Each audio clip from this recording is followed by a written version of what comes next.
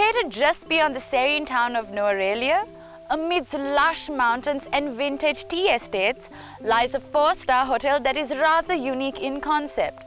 An old tea factory that was once fully functional during the times of the British Raj now offers its patrons great ambience, picturesque surroundings, and service that is guaranteed to spoil you absolutely rotten.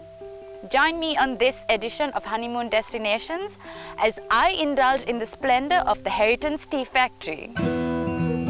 Heritence Tea Factory is not just a hotel, but a living piece of history. The factory stands in the picturesque Heritence estate, which dates back over 100 years to the late 19th century, the very heydays of Ceylon tea. Though fully converted into a 4-star hotel, it still preserves much of its old charm and offers visitors a close encounter with life in a real plantation. Its colonial heritage and warm hospitality set the perfect backdrop for a vintage honeymoon.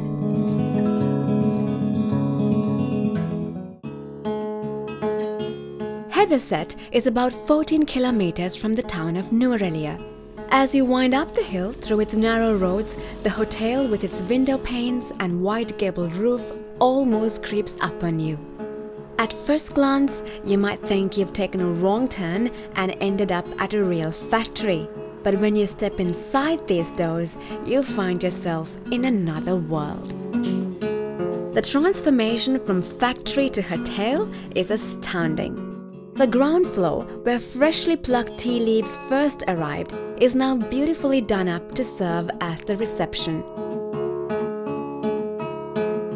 Here, a traditional Hindu welcome awaits guests, complete with a colorful kolam motif, a sandalwood tilakam for the forehead, an organic mouth freshener in the form of cardamom, cumin seeds and sugar candy. All this is followed up with a warm cup of spiced tea to liven things up after the long journey. The 3 floors that make up the rooms and suites were originally withering lofts of the factory. Tea was sifted and graded in what is now the restaurant, while the main bar was used for packing the processed leaf. The kitchen originally functioned as the engine room that supplied power to the factory. Its oil-fired engine, now restored to working condition, is displayed for guests at the basement.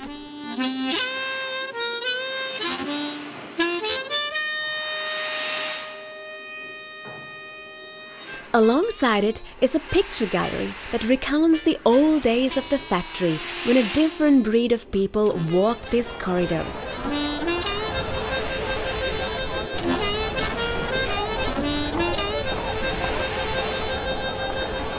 A trip down memory lane, literally.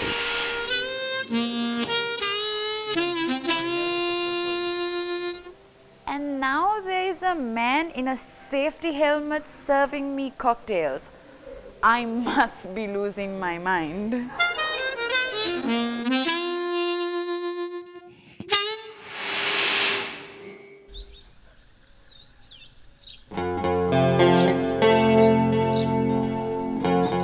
Dawn can be quite a spectacle in these parts. A thick mist gathers on the neighboring peaks and swoops down on the plantation almost by surprise.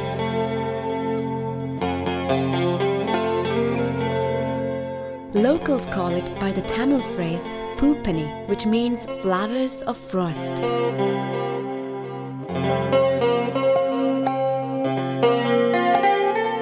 It's amazing to sit and watch nature whitewash her own walls.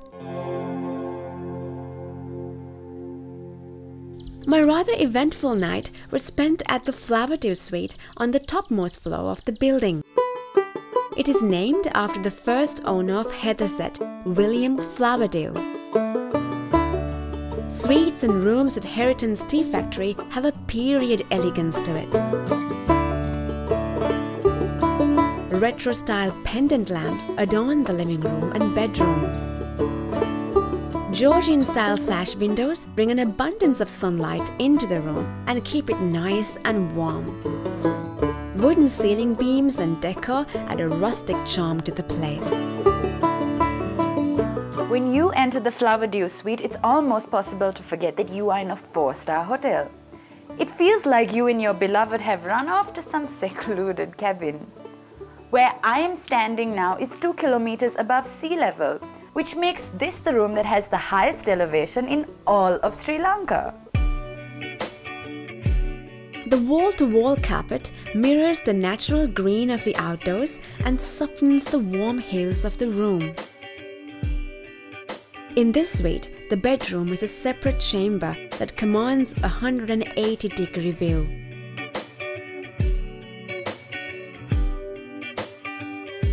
The bathroom is more contemporary in design and comes with a rain shower cubicle as well as a compact jacuzzi.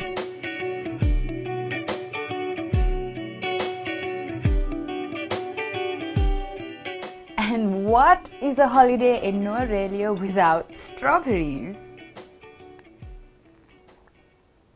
Strawberries? Sure.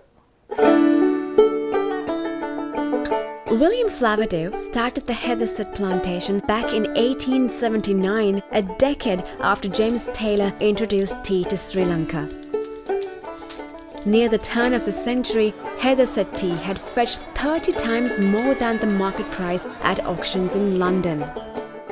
Back in those days, tea from Kantapula was transported along the famous narrow-gauge railway track known as the Udupussa lava line.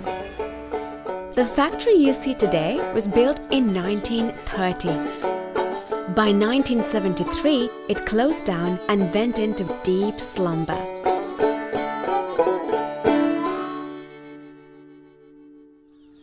It took another 23 years for it to come out of hibernation, but only this time as a 4-star hotel. The factory got its facelift mainly from the inside. The exterior was left virtually untouched during the conversion. This clever use of a color scheme lets you easily spot the additions made to the structure.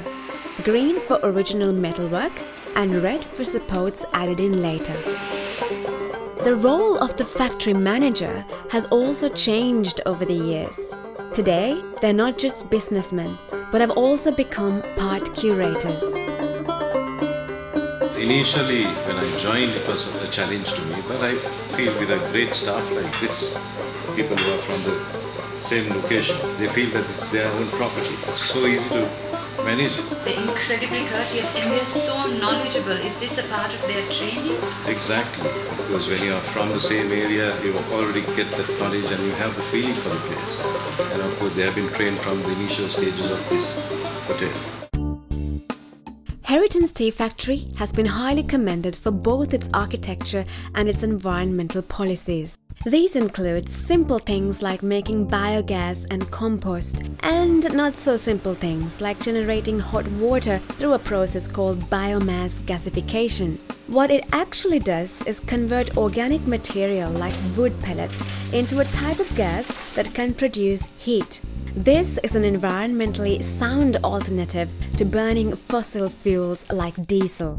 The natural setting is one of the hotel's biggest assets, and it is nice to see them go the extra mile to preserve it.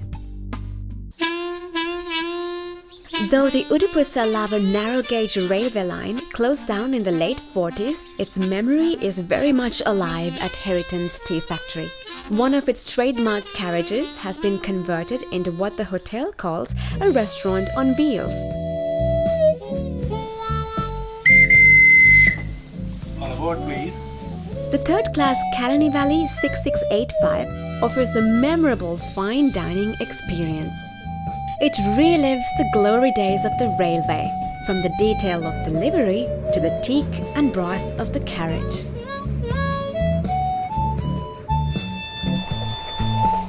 Hello, good evening, ma'am. Hi, good evening. How are you? Well, how are you doing? Fantastic. Right. Can I know the order? Everything looks too delicious, so I can't decide what to have. What do you recommend? Processed lamb bread. Sounds really good. Great. all up to it. So we'll stick on to that. Have a very nice evening, that's ma'am. You too. Thank you. The executive chef personally takes your order and sets to work in the kitchen. Popular dishes on the menu include smoked salmon, roasted duck, Australian lamb and venison rump steaks. Vegetables and herbs that go into these dishes are super fresh as they come from the hotel's very own garden.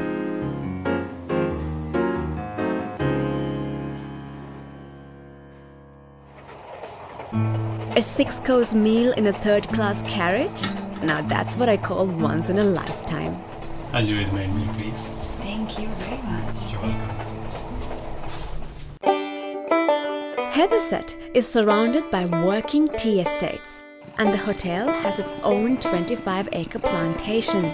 This means guests at the hotel can pluck their own tea, process it at a factory, and take it home as a souvenir. And what's more, you get to do it the picture postcard way.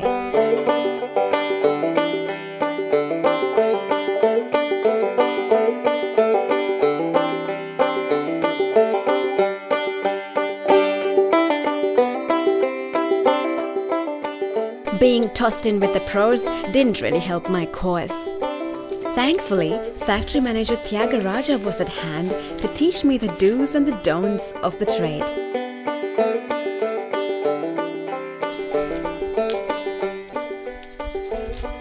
I absolutely love the sari and the plucking, but I'm not entirely sure how many tea leaves are going in my basket.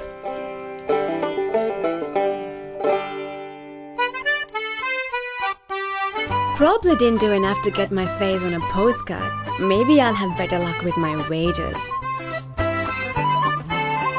The mini factory provides a step-by-step demonstration of how the tea leaves are processed. First up, the leaves are softened by withering. Next, they go into a roller that extracts the juices that give them their flavor. The leaves that come out of the roller are sifted and left to ferment. At the end of fermentation, the leaves change color from green to black. Finally, it is sent through a chain of machines to be sifted into different grades based on the size of the leaf. Wonder if I found my true calling.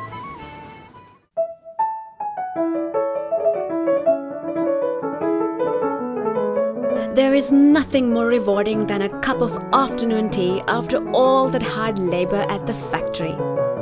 In the true English traditions of high tea, a rich blend of orange pekoe is served up with cakes, scones, fruit tarts and cookies.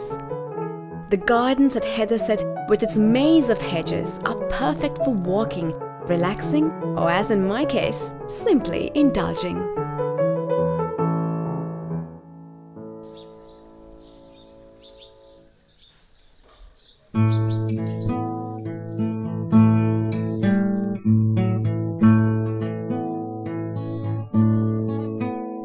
Nuwara has all the key ingredients for the perfect honeymoon, and planters' bungalows are the obvious choice that couples opt for in order to experience the climate, the scenic beauty, and the relaxed pace of life. But if you like things out of the ordinary, then break the norm and stay at a refurbished factory that hasn't changed much since its heydays. Unique concept at an affordable price. But my recommendation to you is that you stay at the Heritence Tea Factory for at least 3 nights, or maybe more.